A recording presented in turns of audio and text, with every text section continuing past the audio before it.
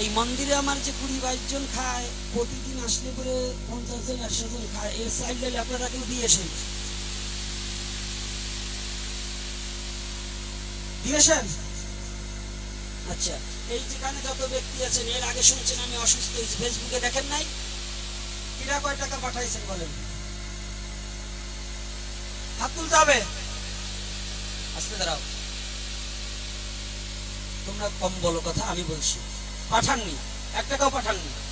তাহলে আপনাদের কত বড় চিত্তে সাহসটা হয় কি করে যে আমরা প্রণামী ছাড়া পাঠ করবো? কেন? আপনি মস্তানির জন্য টাকা জোগাড় করতে পারেন, মাছ মাংস খাইয়ে, পাড়া মাংস খাইয়া, মুরগির ঠ্যাং খাইয়া এসে কীর্তন করে, তারে 50,000 1 লাখ দেন। আর আমরা হরি কথা বলবার আসলে আমাদের জীবন আপনাদের চরণে। আপনারা কি করে সাহস পান এই প্রশ্ন তুলতে যে আপনাদের প্রণামী এত লাগে কেন? কি করেন? সাহস পান কোথায়? আমাদের আরো টাকা যা বলা তার চেয়ে বেশি দেওয়া উচিত আপনাদের। আমরা প্রোডাকশন দিয়া, ছেলে মেয়ে জন্ম দিয়া তার জন্য বাড়ি ঘর করি না। আপনাদের ছেলে মেয়ের জন্য লেখাপড়ার খরচ চুকাবার জন্য আপনাদের কাছে হাত পেতে ভিক্ষা করি। কেন দেবেন না? আস্তে দাঁড়ান, প্রশ্ন নয়, এই প্রশ্ন খালি এই বাবার নয়, ওনারে করাইছে তাই। এত সহজ না, আমরাও ভালো করে জানি। প্রশ্ন কর, হ্যাঁ না প্রশ্ন করছে। শোনা যায় আপনি প্রণামী ছাড়া কোথাও যান না।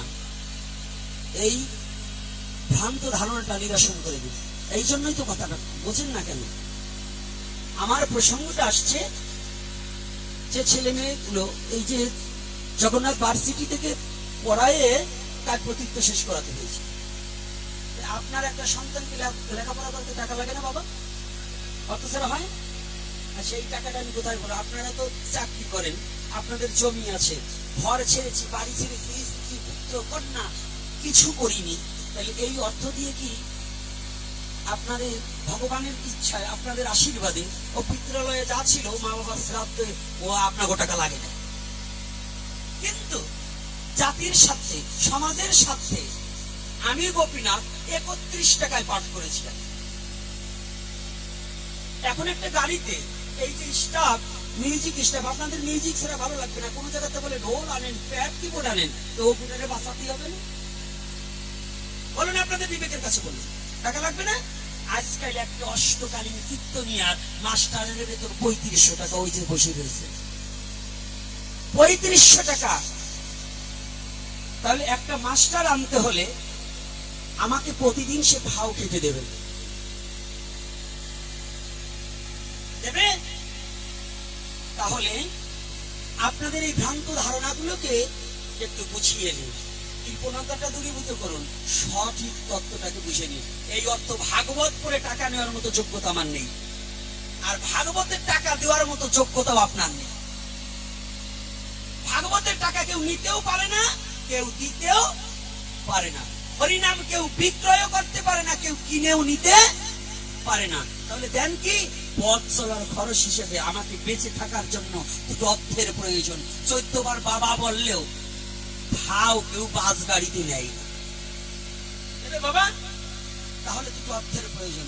আপনারা, আপনার ছেলে মদ খেয়ে টাকা উড়াতে পারে, সেটা আপনাদের সহ্য হয়।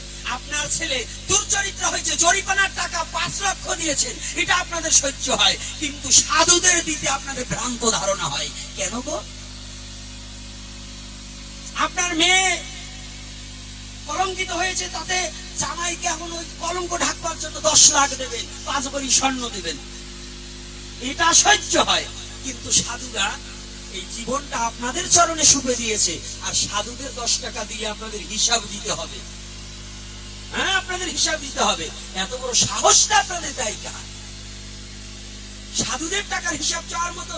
আসুন, সাধুরা যতটা ত্যাগ করেছে, সাধুদের সাথে ত্যাগী হন, সাধুরা আপনাকে দেবে। এই বাংলাদেশের মধ্যে নয়, শুধু সারা পৃথিবীতে সাধু যত পরহিত রতহিতা, এইরকম আপনারা সংসারী জীব কখনো পরহিত রতহিতা নয়। এই বাংলার বুকে সাধুরা যত ত্যাগী। দেখুন, গতকাল আমরা সমাবেশ করেছি, যারা চট্টগ্রামের সমাবেশ দেখেছেন, কই আপনারা কেউ পারেননি। সাধুরাই আগে ঘর থেকে বেরিয়ে নিজের জাতিকে রক্ষা করার জন্য বুক পেতে দিয়েছে।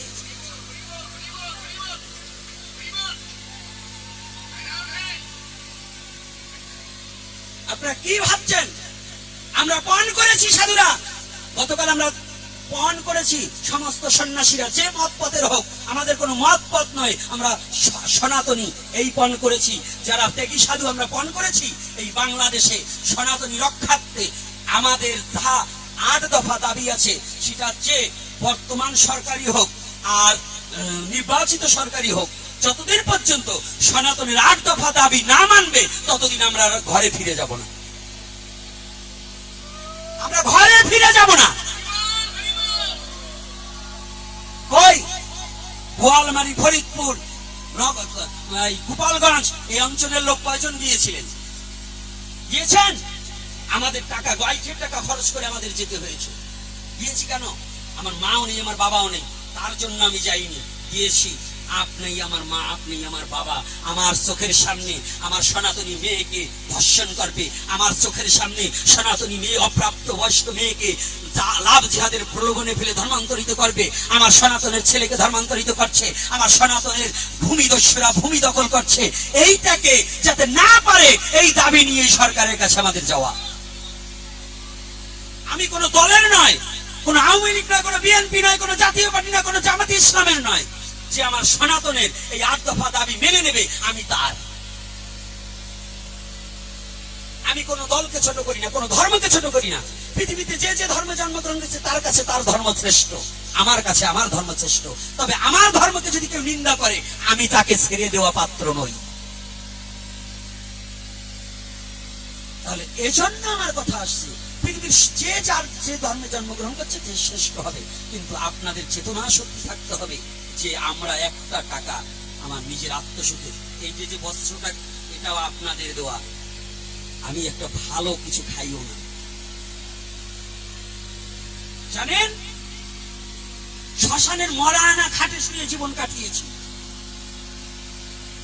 ওই ছেলেটা যখন ছোট আমি ওকে 3 মুঠো ভাত দিতে পারিনি। রাতের অন্ধকারে যখন কাঁদতাম সকালবেলা কি খেতে দেবো, সেদিন কোন সনাতন জাতি আমার পাশে দাঁড়ায়নি। কত রাত না খেয়ে কাটিয়েছি। আমার কয়দিন বয়স, আজকে সুগারে আমি হেঁটে আসতে পারছি না। ও একটা ইন্স্যুরেন্স কিনে দেওয়ার মতো ভক্ত তো এত দেখছি না। আর আপনারা সাধুদের টাকার হিসাব চাওয়ার মতো যোগ্যতা তাদের এত বড়, কার বাবা বুকের পাটা এত সাহস আছে সাধুর টাকা হিসাব করবার আসবে? আগে দান করা শিখতে হবে। এটা সবাইকে বলে দিচ্ছি, এটা কি ওই বাবা বলছে না, এরকম ঘানাঘুষি হয়। এই জন্য বলে দিচ্ছি সাবধান হয়ে যেতে হবে। আপনি কয় টাকা দান করেছেন? আপনি হিসাব চাওয়ার মতো 5 লাখ করেছেন, 10 লাখ করেছেন দান? যদি দান না করে থাকেন সাধুর টাকার হিসাব চাওয়ার মতো কি করবে এটা দেখার মতো পরিস্থিতি এবং পরিবেশ আপনার থাকবে না। আর এই ধারণা যাদের মধ্যে আছে জানিয়ে রাখবেন এগুলো শয়তান। এরা কোনো ধর্মও ভালোবাসে না, ওরা কোনো সমাজকেও না, নিজের জাতিকেও ভালোবাসে না।